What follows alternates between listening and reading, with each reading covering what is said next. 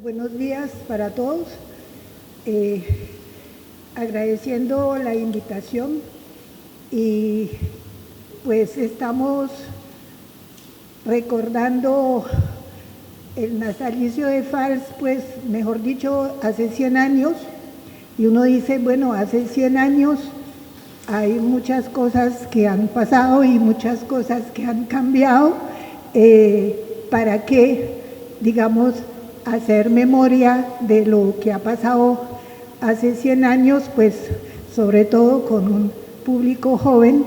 Pues yo apenas tengo relación hace 50 años con Valls, y 50 años también por las primeras veces que vine a Valledupar, pero realmente yo les voy a hablar de donde más tiempo he vivido, que es el suroccidente de Colombia, que ustedes miran al Caribe, nosotros de pronto vamos poco a poco volviendo a mirar el Amazonas, pero yo creo que lo que me pidieron es hablar de giros en la trayectoria de Valls, pues yo le añadí un punto de interrogación, y realmente espero que podamos un poquito sentir algo entre distintas generaciones y distintas regiones, para ubicar un poco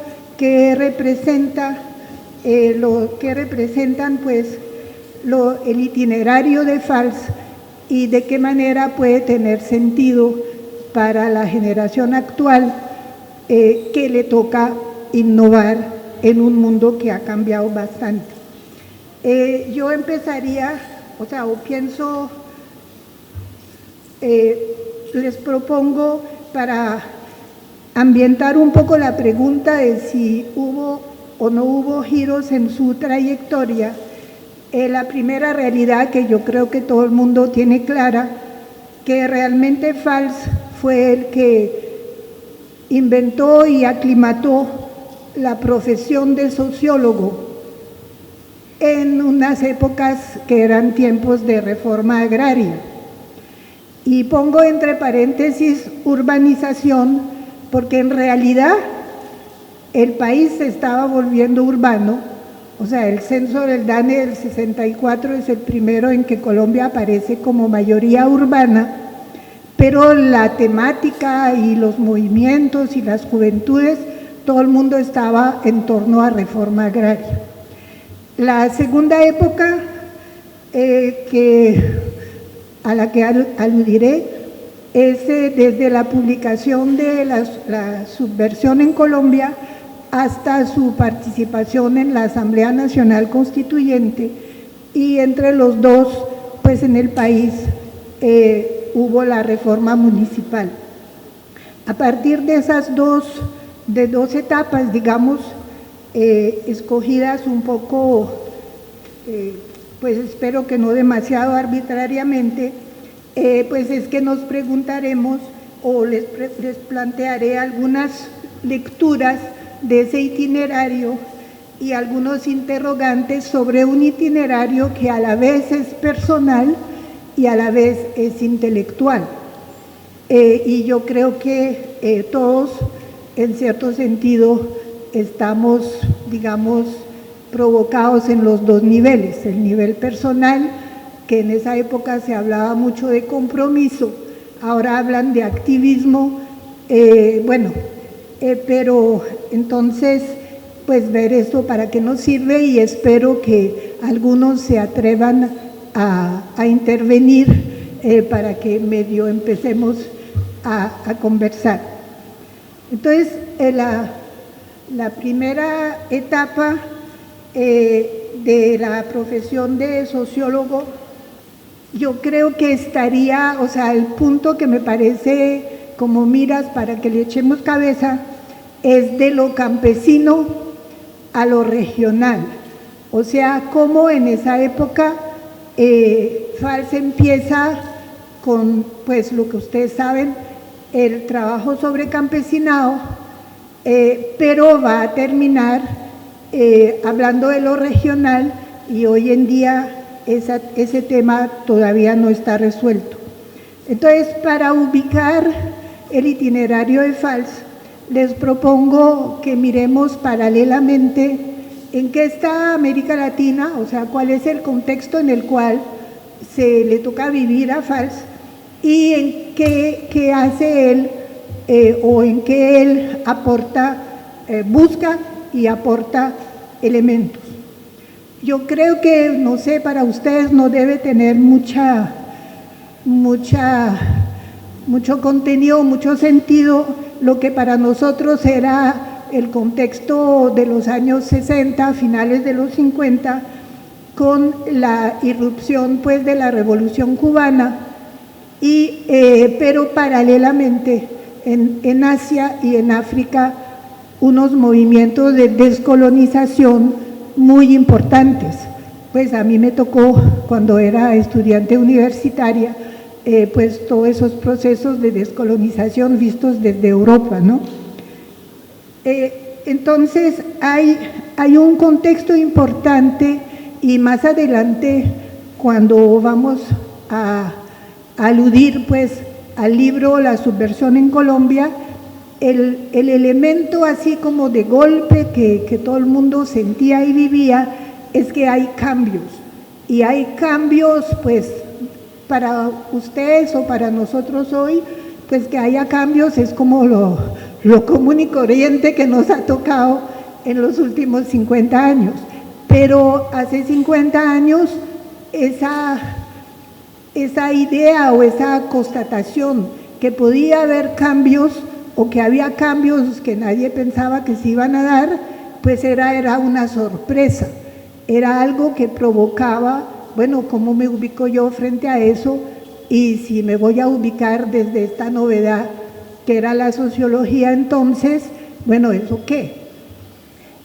Yo creo que ustedes saben que la reacción de los Estados Unidos a la Revolución Cubana fue como hacemos para apagar el incendio, y en la reunión de Punta del Este se decidió una política continental de hacer reformas agrarias con la idea de que con eso iban a parar la revolución, entre comillas, anticolonial, porque pues desde aquí uno la ve como cubana, pero si uno la ve a nivel mundial es como anticolonial.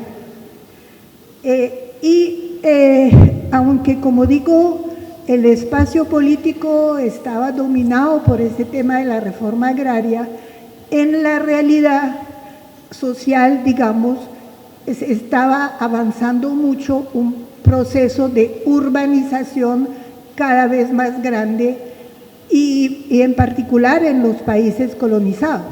O sea, si uno piensa en la India, o si piensa en África o en África del Sur, en esa época que era lo que más se hablaba, lo de Nelson Mandela, o sea, uno ve un crecimiento de ciudades, y un crecimiento de ciudades hongos, pues, que tampoco corresponde a muchas posibilidades de vida mejor.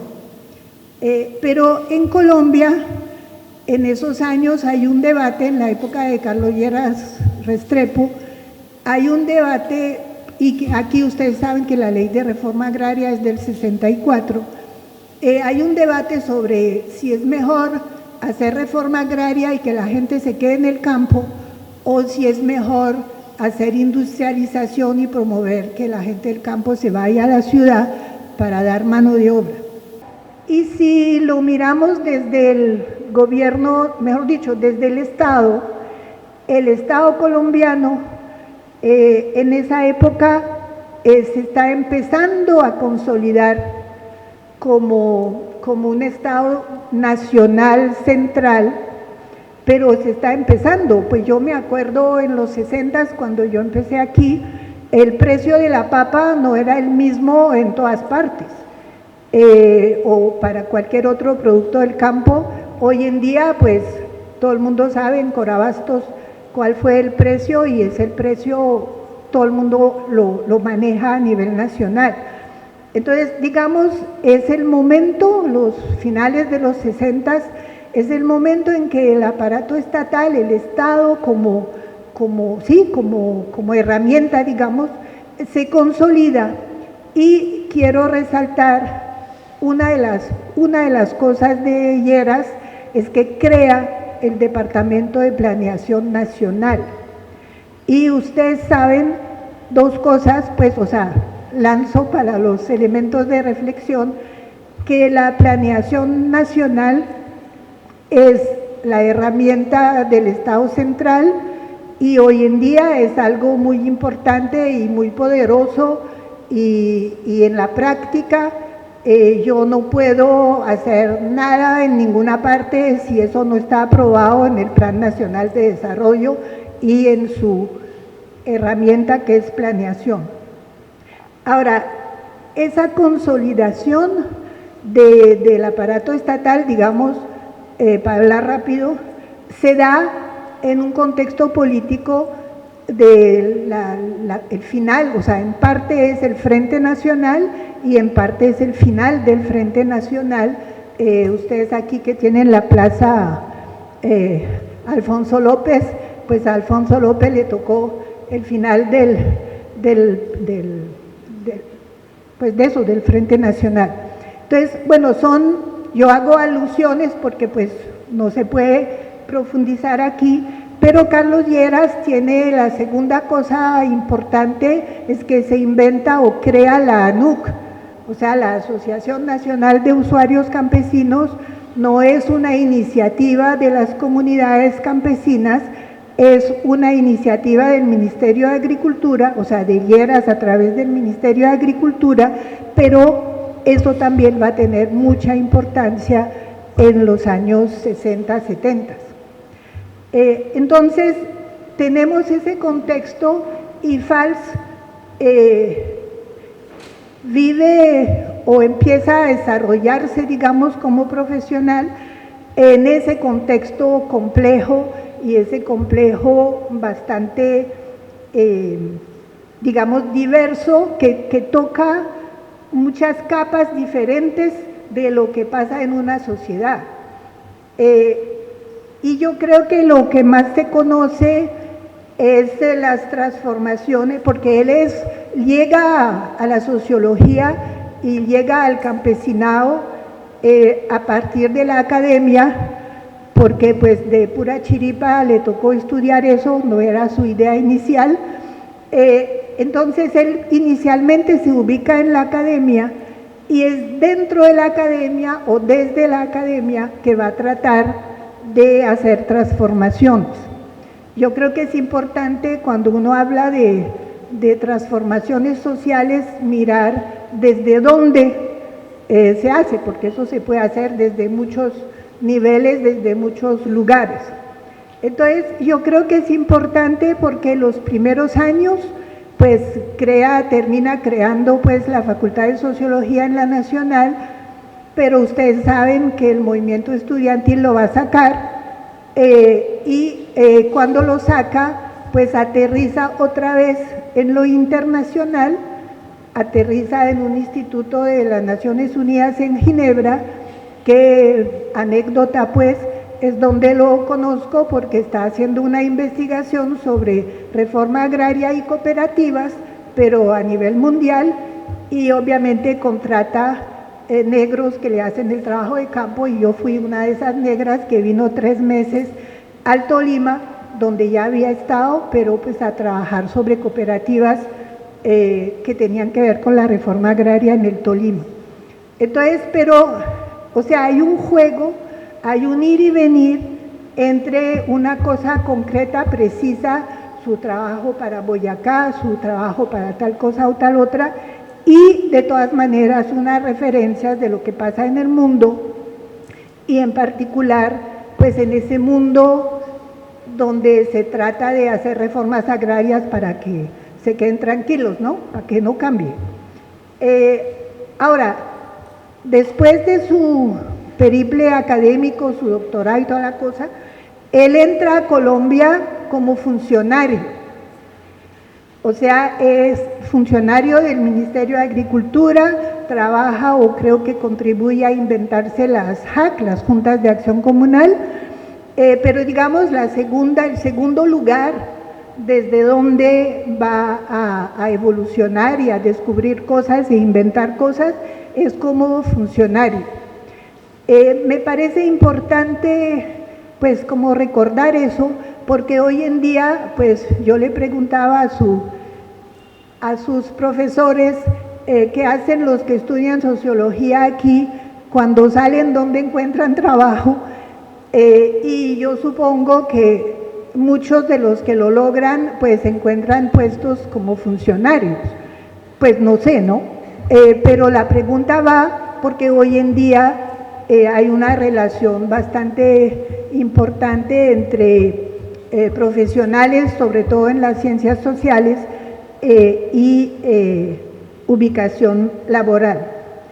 Ahora, después de eso, o sea, dentro de ese caminar de FALS, su relación con la ANUC y los campesinos, en particular los de Córdoba, y ustedes sabrán más lo que ha podido haber acá, ese relacionamiento con los campesinos, pero a través de seguir unos movimientos que partían de las comunidades, ya no como funcionario, va a ser muy importante, y yo creo que aquí hay gente que entre otras cuida el archivo de Montería, que de pronto puede trabajarlo más. Es importante porque ustedes saben que la ANUC como organización del Estado, pues se le va a zafar de las manos al Estado, y en el 72 hay el Congreso de la ANUC en Sincelejo, pues en el cual pues yo por primera vez veo eso desde la Universidad de Antioquia de Medellín, y se mete y se compromete con la ANUC, pero en las peripecias pues del desarrollo de la ANUC y de su independización del gobierno nacional, llega un momento, creo que es en el 74, donde entre el 74 y el 77, el Congreso de Tomala, el tercer Congreso de la ANUC, el cuarto Congreso de la ANUC, donde empiezan a decir, no, la única manera de fortalecer el movimiento campesino es crear un partido agrario. Y, o sea, uno va, digamos, pasando de distintas maneras de concebir lo que se puede hacer a pensar que la ANUC no es suficiente, o ese tipo de organización no es suficiente, y que dentro del contexto colombiano debería haber un partido agrario. Ahora, esa propuesta fracasa en el Congreso de Tomala, no se da, pero pues lo quería pues traer a cuenta, porque después de eso no es una cosa cronológica, que qué día y cada otro día, pero son evoluciones. La acción, la iniciativa de FALS, y en el caso colombiano es una novedad, FALS crea la rosca de investigación y acción social. Y yo digo que es una cosa importante porque es lo que hoy se llama una ONG, pero en esa época no había ONGs. En el Perú había 400 en ese mismo momento, pero en Colombia no había.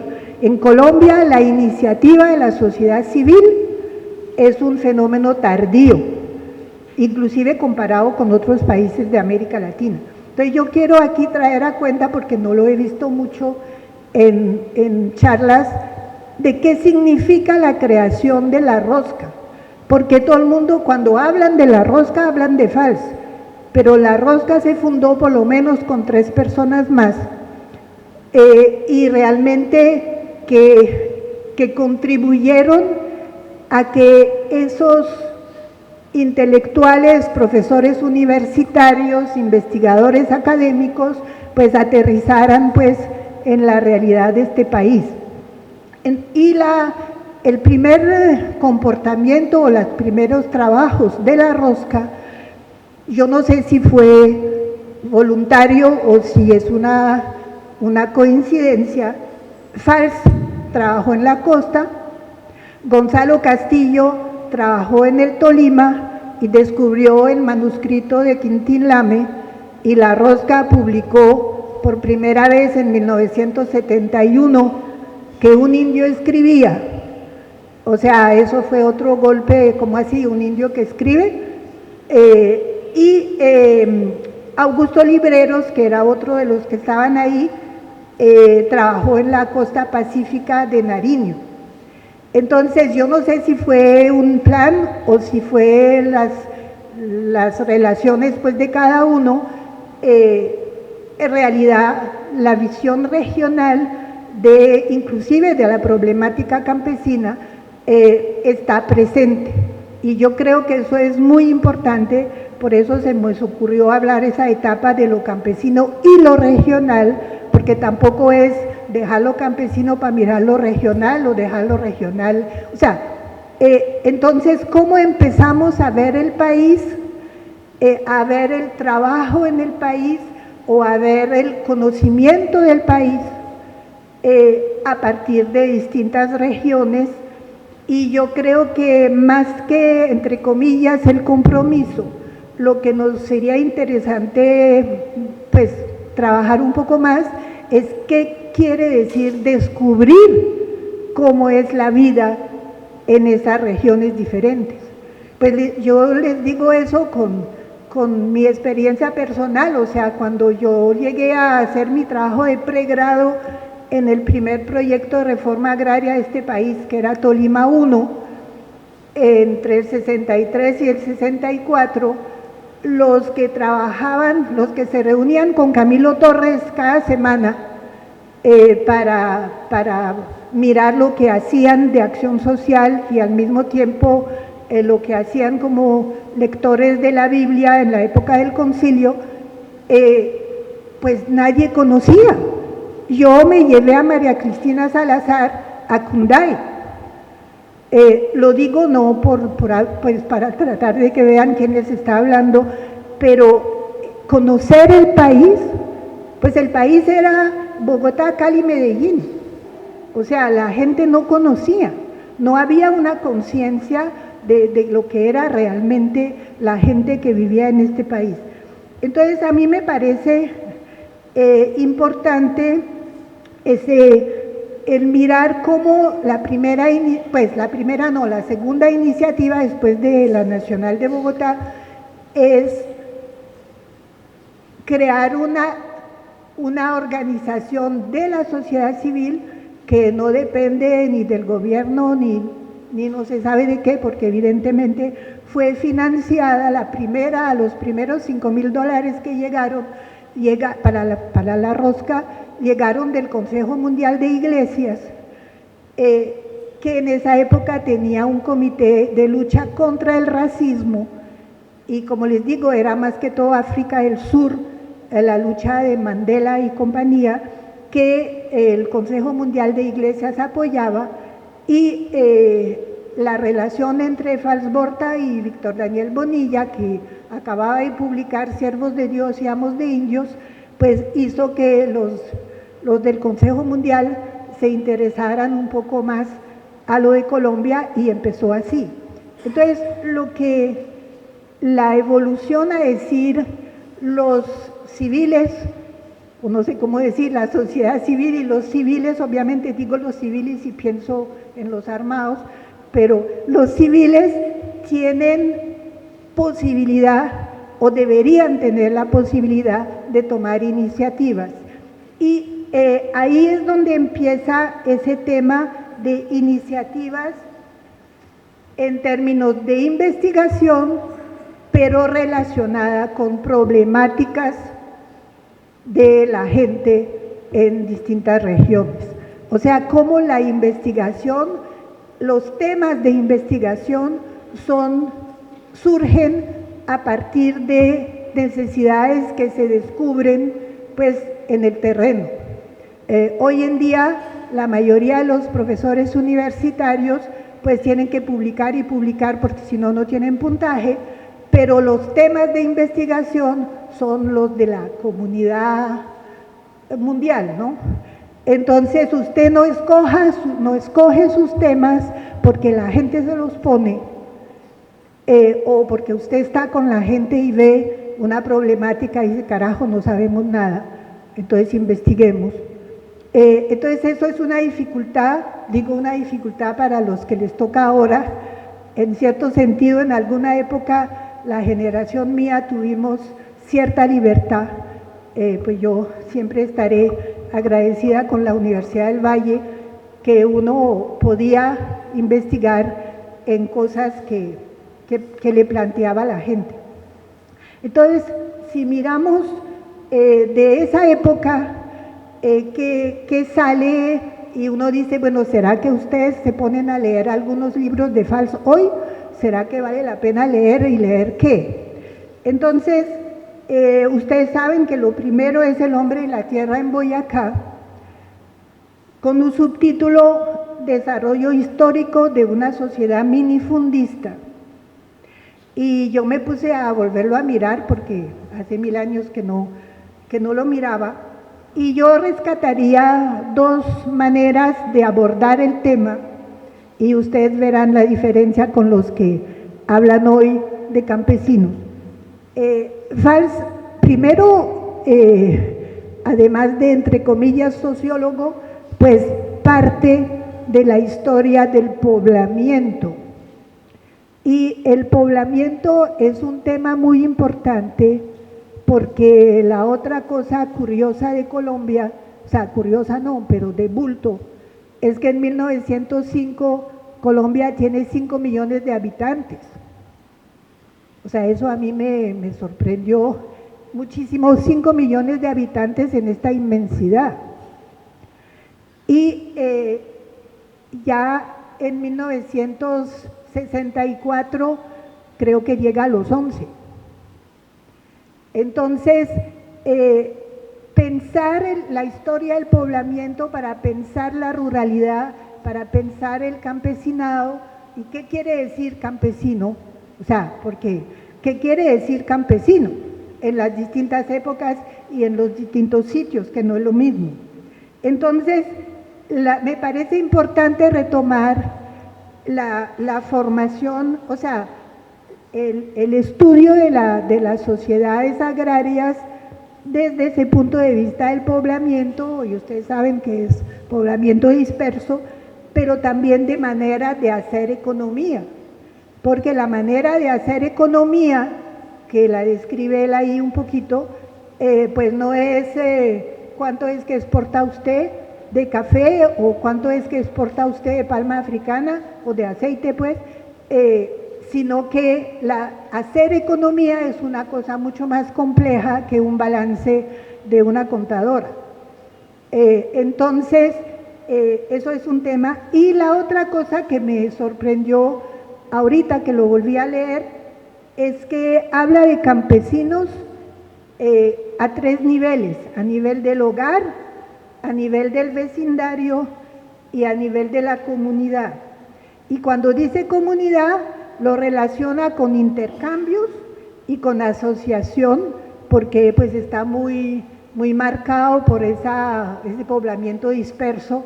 Entonces la gente que no está acostumbrada así, pues dice, pero ¿cómo hacen, no? ¿Cómo hacen para vivir tan dispersos? Pero llega a un punto que llama los grupos ecológicos y escribe en 1957, donde nadie hablaba de ecología y nadie hablaba de lo que hablamos hoy, del medio ambiente y de lo que significan los ecosistemas. Entonces yo creo que hay una manera de abordar la cuestión campesina o la cuestión agraria desde la investigación, que tiene puntos de originalidad que de pronto nos podrían servir si los repensamos hoy frente a las problemáticas de hoy. Y bueno, ustedes saben que el segundo hit, digamos, de Fals son los 4 volúmenes de la historia doble de la costa, que también son investigación, pero son investigación de largo alcance, de larga duración, y que interpretan la historia como la pudo interpretar. Y digo como la pudo interpretar porque en esa época la carrera de historia no existía, que es otra cosa que es importante, y pura chiripa, pues yo terminé de directora del Departamento de Historia en la Nacional, cuando no soy historiadora ni soy nacional, pero o sea, está tan, y ahorita están hablando de haber creado la profesión de historiador pues en la Nacional. Entonces aquí yo quisiera resaltar, yo sé que ustedes lo están trabajando más en detalle, cosas importantes en esos libros, que es cuáles son las formas de poder, o sea, cómo cambian, cómo se manifiestan. Pues yo no voy a discutir la pertinencia o la calidad desde el punto de vista de los historiadores oficiales, pero empieza a abordar, digamos, más allá del poblamiento y más allá de la economía, empieza a abordar lo de las formas de poder, y que eso crea culturas. O sea, que el concepto de cultura va no solo con un espacio donde hay gente que se organiza de X manera, sino que desarrolla una cultura, y esa cultura en parte tiene un ingrediente que son las capas de memoria. O sea, no hay cultura sin memoria.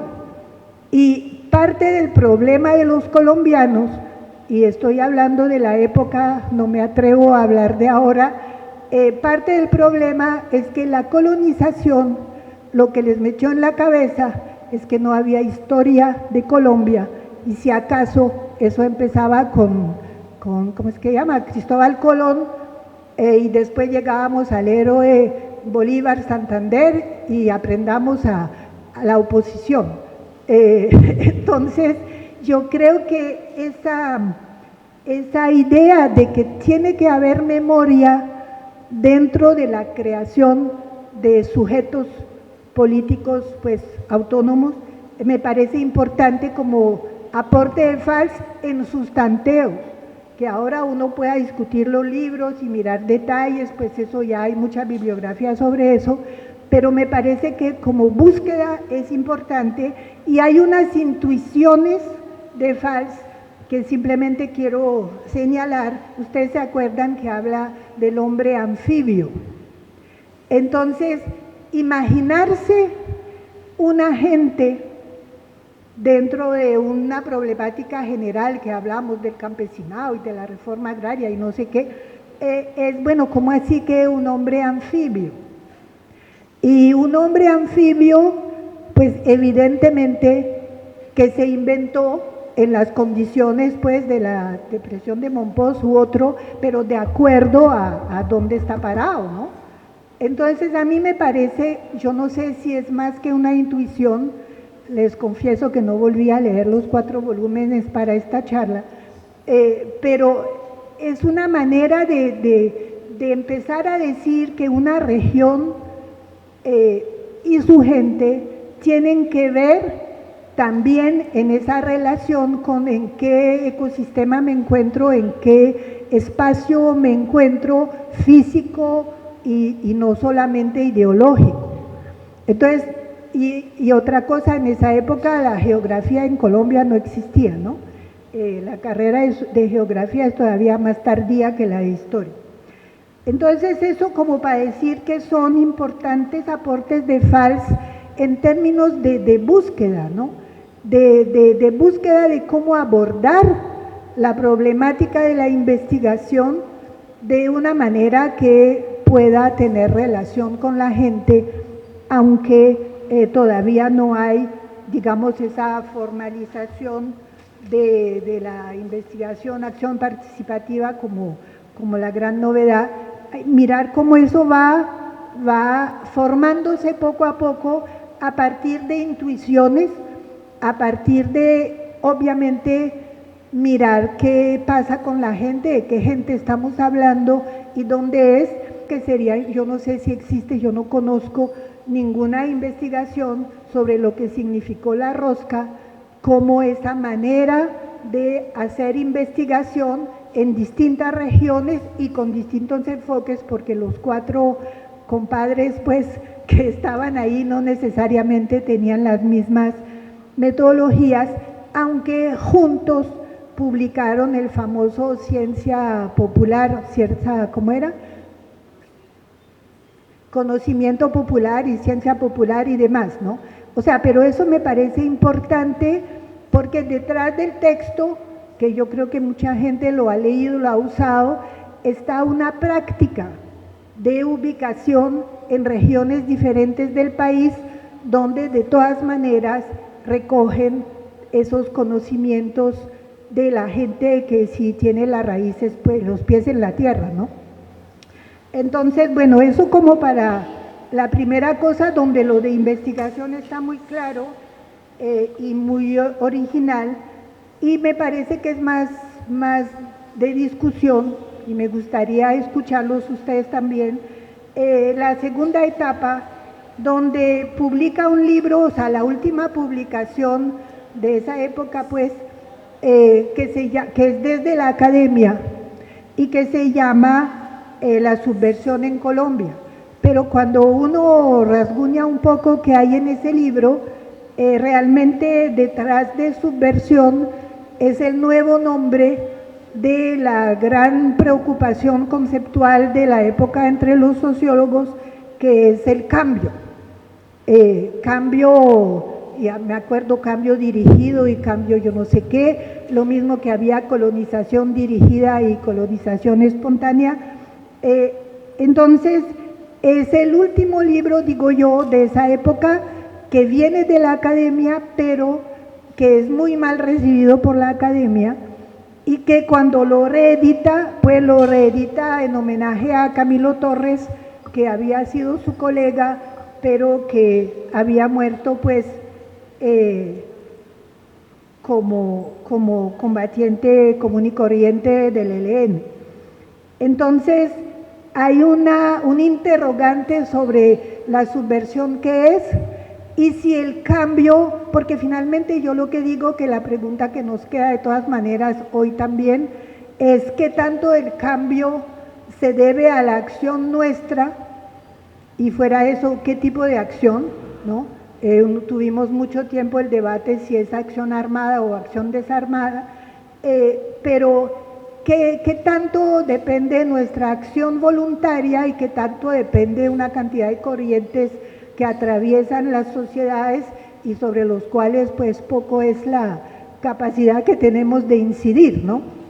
Pero pues evidentemente uno por profesión dice, bueno, ¿será que puedo incidir? ¿Y en qué puedo incidir? En investigación o en acción. Entonces, para mirar esa segunda etapa donde va a pasar, yo digo, no sé si tenga razón, pero que se sale de los aportes desde la investigación y los aportes son más, entre comillas, de la acción. ¿En qué está Colombia? Pues Colombia está en la multiplicación de las guerrillas, pero en esa época las guerrillas eran brazos armados de partidos políticos. Ustedes saben que hoy en día partidos políticos, eso ya no se sabe qué es, y que esos grupos armados o esos partidos de oposición, su meta era tomarse el Estado central. O sea, ahí no había ninguna visión ni regional, ni entre comillas, de cierta forma de democratización, sino que todo estaba focalizado sobre cómo nos tomamos el Estado central. Y paralelo a eso, pues los ensayos de hacer acuerdos de paz de los distintos gobiernos y que finalmente van a desembocar en la constituyente, donde los dos únicos grupos armados que no van a quedar en la constituyente son la FARC y el ELN. Pero entre comillas la multiplicidad de otros pues ya entran a debatir la política nacional o la idea de país que se hacen en la constituyente. O sea que otra cosa que a veces nos ha pasado desapercibida es que antes de la constituyente se da la transformación de los municipios y de los departamentos. O sea, no sé si ustedes se imaginan, pero los alcaldes no eran elegidos, los alcaldes eran nombrados desde Bogotá.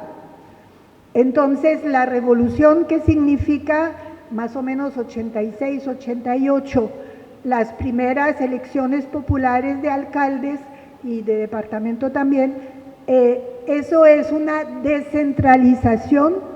O sea, seguimos mirando qué cambia en el Estado, en el aparato estatal.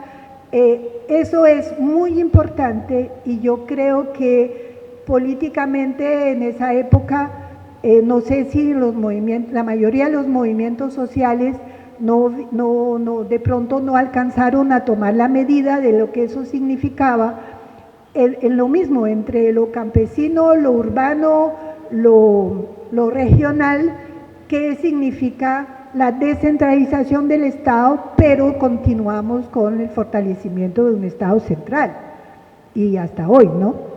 Entonces, bueno, hago alusión nomás, y evidentemente en ese momento del 80 para el 94, los movimientos sociales son relativamente fuertes, no solo el movimiento campesino, sino los paros cívicos, los movimientos, por ejemplo, de los que hoy se llaman afro en el norte del Cauca, era movimiento cívico, buscando servicios públicos.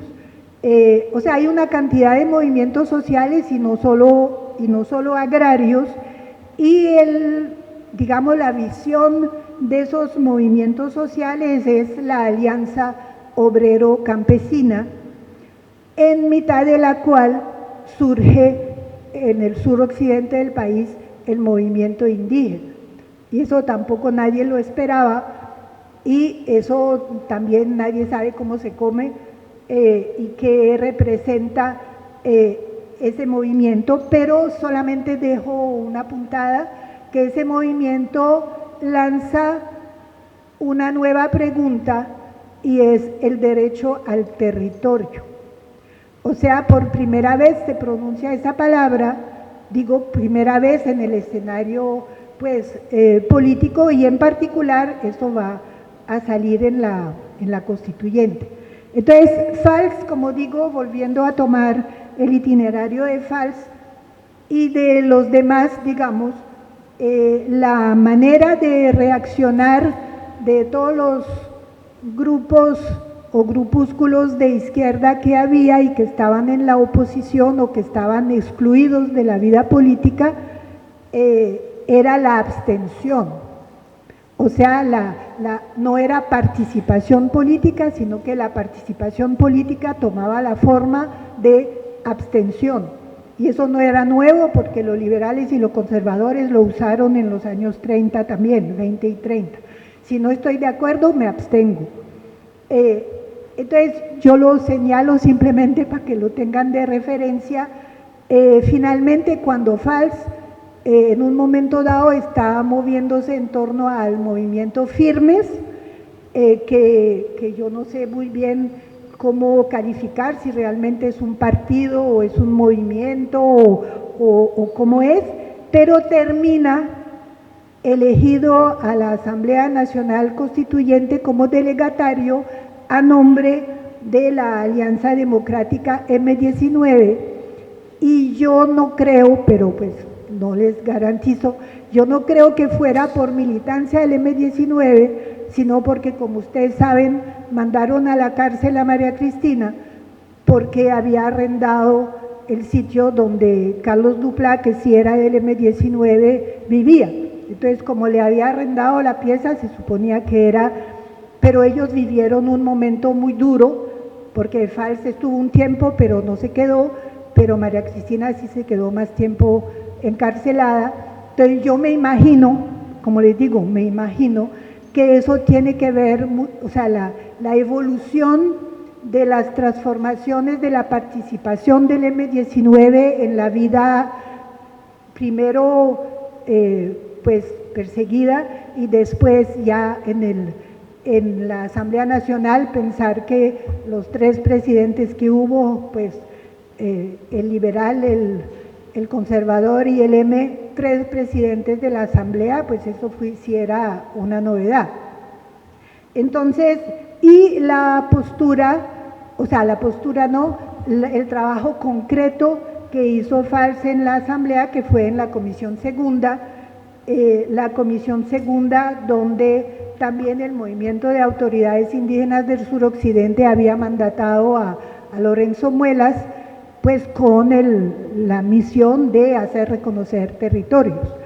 Entonces se van a encontrar, después van a ver la foto, se van a encontrar en esa comisión hablando de territorio, pero ahí es donde quiero poner a discusión lo que implica esos retos del compromiso en la acción política. Porque, digamos, todo los elementos al cual hice alusión tienen que ver primero con unos procesos de fortalecimiento de sujetos políticos, que yo puedo pensar con mi propia cabeza, yo puedo decir, yo puedo hacer, eso es una novedad. O sea que la mentalidad de sujeto, de súbdito, pues los académicos dirán los subalternos en una época, pero la transformación real, el trabajo social real es primero valorar a la gente, que se autovalore, y segundo que diga yo puedo ser una persona que piensa, que decide y que organiza cómo hacer.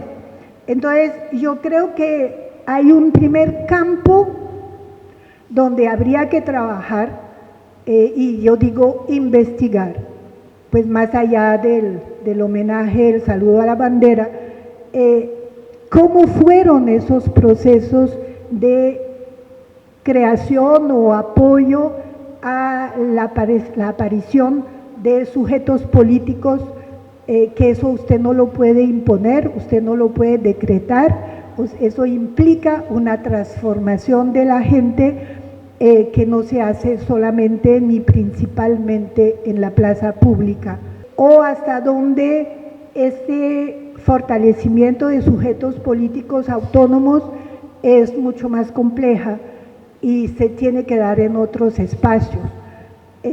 Y nos interpela hoy en día todavía sobre cómo las organizaciones y las instituciones se pueden o no transformar. Entonces, hay mucha gente que interpreta la política y los hombres políticos en el funcionamiento del sistema, digamos, republicano que supuestamente tenemos, como que los políticos sirven de intermediarios ante el Estado central. O sea, yo voto por fulanito porque fulanito yo podré ir a Bogotá a pedirle que me apoye un proyecto. O sea, hasta dónde el papel de los políticos regionales es imaginado o practicado por la gente como el que me va a servir ¿cómo es que lo dicen ellos? De intermediario para acceder al poder, que no puede estar sino en Bogotá. Entonces la idea que el poder no está sino en Bogotá, y que cómo hacemos para llegar allá, y usted cómo me hace el favor. Entonces es un poco una pregunta que queda de ese compromiso de la acción política, que es muy distinto a la parte investigativa, donde yo me meto con la gente y yo creo en la gente y yo valoro y hago valorar lo que la gente es y lo que la gente hace a el ejercicio de la acción política tal como se concebía y creo que se concibe todavía. Entonces, digamos, esa época, pues muy esquemáticamente, pues se las planteo como el compromiso y el compromiso en la acción política, pero la acción política como se da en este país en este momento. Pues eso no es. Entonces, con esas alusiones, digamos, a pues pedazos de itinerario, pues quisiera tomar pues la reflexión que nos trajo hoy. Cómo leer ese itinerario y cómo hacernos preguntas frente a lo que todo el mundo habla, pues, que es la investigación, acción participativa. Entonces yo me pregunto, pues es un poco lo que me hizo construir el esquema así.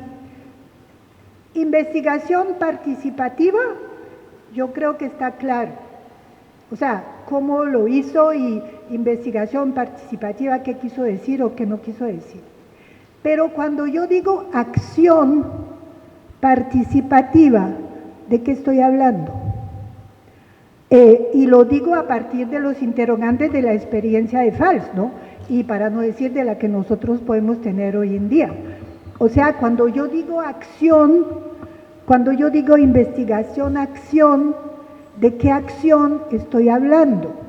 ¿Qué es acción para decir, uy, la maravilla de la metodología innovadora, investigación, acción participativa? Me pregunto, ¿no? Y los que están aquí tendrán más elementos que yo para decir, pero yo creo que Valls vivió más que nadie esa contradicción entre la experiencia investigativa, que efectivamente se sabe hacer, pues lo supo hacer él y hay otros que lo hacemos ahora, de investigar con la gente y de saber reconocer lo que la gente ve, lo que la gente siente, lo que la gente piensa. O sea, lo de investigación como experiencia participativa, yo creo que hay muchos ejemplos y muchos casos. La pregunta que me queda a mí o que quisiera plantear acá, porque es una pregunta para uno mismo, porque concretamente cuando él hablaba de lo campesino y lo regional, él decía que el territorio era una construcción social. Y yo creo que eso fue muy importante en sus primeros trabajos, precisamente Boyacá y eso, que cuando él aborda la idea de territorio, la aborda como construcción social. Y eso está teóricamente e investigativamente claro. Pero en la práctica, cuando se trabaja territorio, y lo digo más pues de la reforma constitucional a la constituyente, cuando se habla de territorio en la práctica, yo me caí de para atrás leyendo un texto, pero no sé si es lo último de él, donde habla del territorio como un contenedor y un recipiente, y donde habla de los límites del territorio.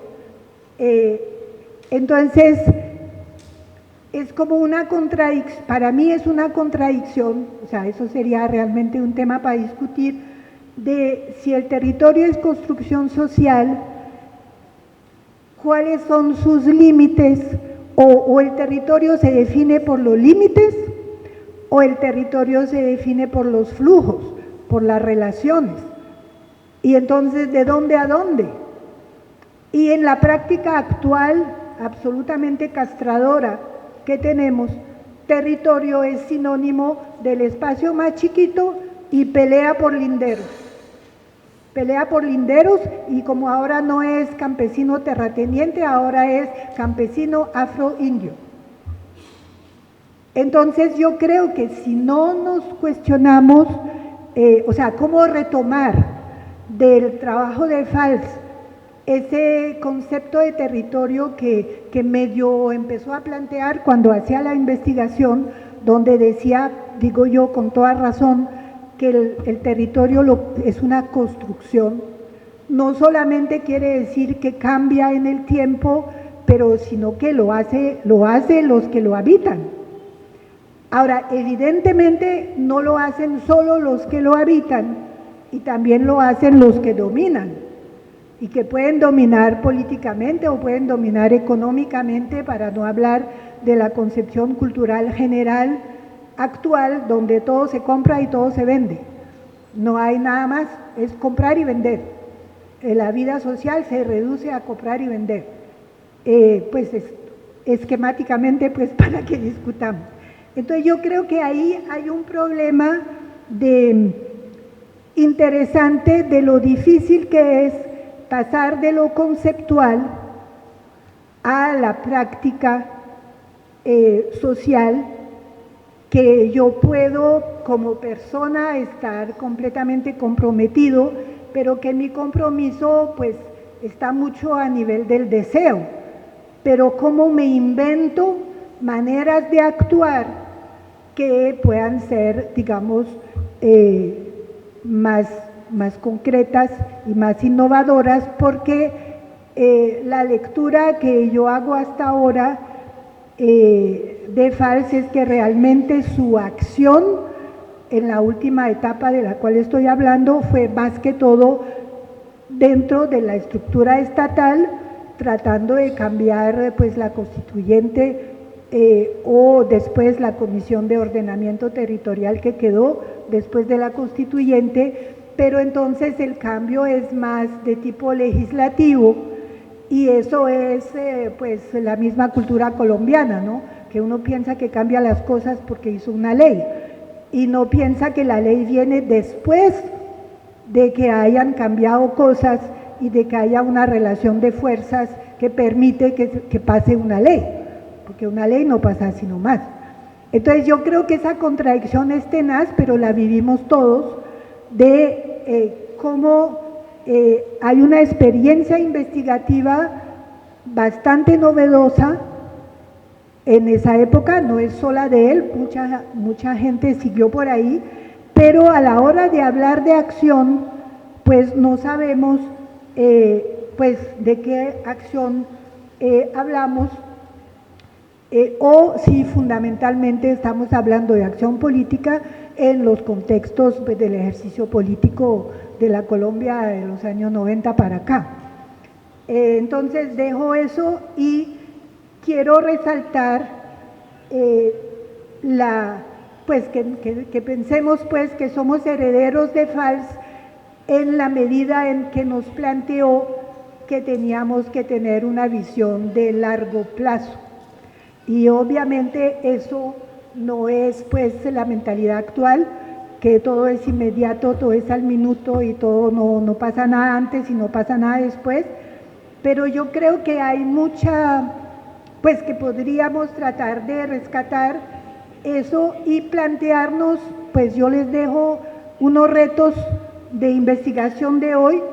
Yo digo primero transformaciones de la agricultura, o sea, ¿quién trabaja sobre las transformaciones de la agricultura y la soberanía alimentaria? ¿Cuál es el campesinado de hoy? ¿Cuál es el campesinado que hoy puede existir? No el campesinado vulnerable que hay que hacer una ley para protegerlo porque es una especie en vía de extinción. Ustedes saben a qué aludo. O sea, no hemos trabajado sobre las transformaciones de la agricultura. A mí me tocó en el Cauca las técnicas de rocería, y las técnicas de rocería son las técnicas más primarias y primitivas de la historia de la humanidad, cuando había un grupito humano y bosques inmensos y tierra inmensa.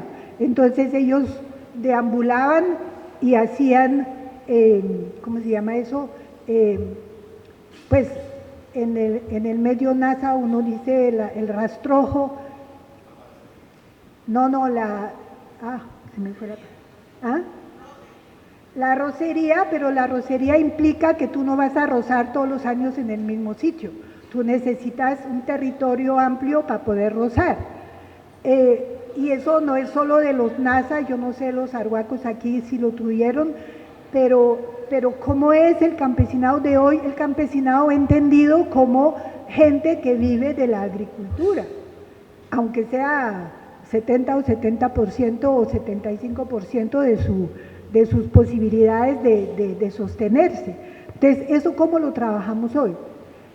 Porque todas las instituciones y todos los discursos políticos son agroindustria, haga empresa, y pues desde empresa familiar hasta empresa lo que sea, pero todo es empresa.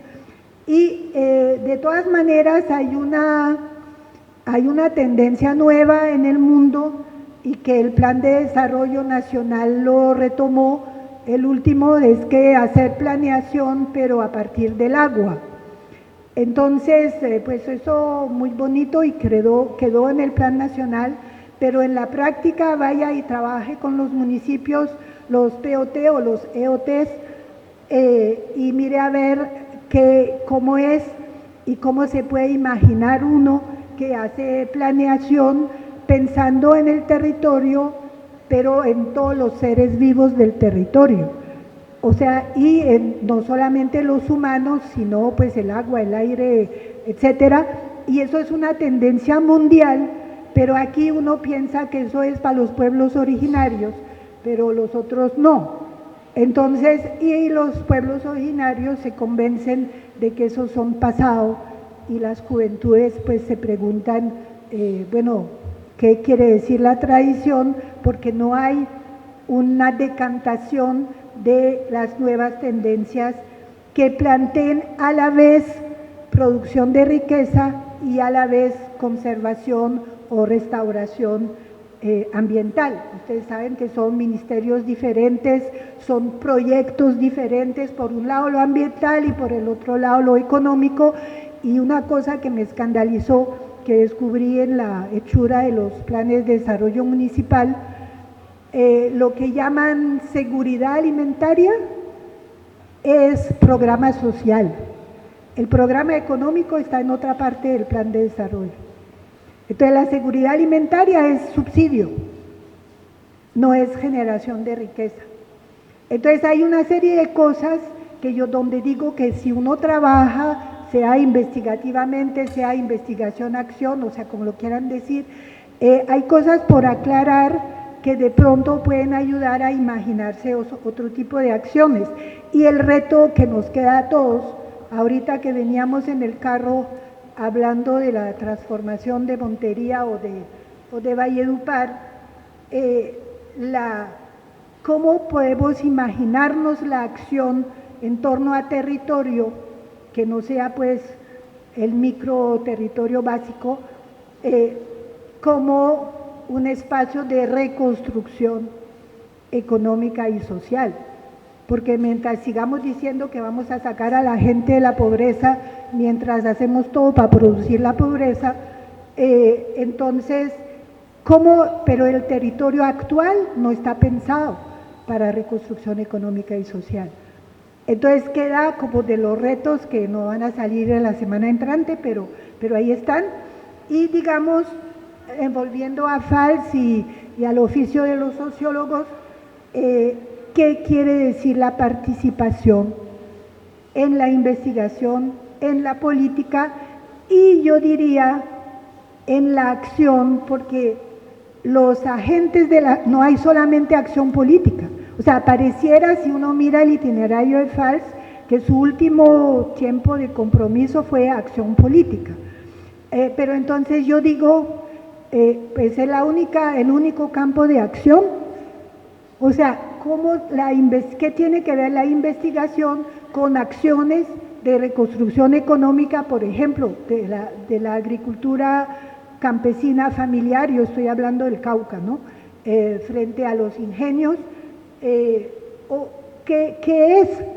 ¿cuáles son los que hacen acción y que no son solo hombres políticos? Entonces, los que se imaginan otro tipo de acciones, porque ahorita como todo es proyecto, y entonces proyecto de educación, proyecto de salud, proyecto de no sé qué, todo está parcelado y todo contribuye a que sigamos parcelados. Entonces, yo creo que habría pues que retrabajar, si yo estoy pensando en investigación-acción, para qué tipo de actores, porque tampoco es la base y los invitamos todos a que vayan para la calle, pero pues yendo para la calle es una manera de hacer, pero no es la única. Entonces, ¿cómo trabajamos las otras? Porque las otras las dejamos a las estructuras comunes y corrientes y no cambiamos nada. Entonces, bueno, gracias. Si tienen comentarios o contribuciones, me gustaría poder escucharlos, sea ahorita, sea por fuera.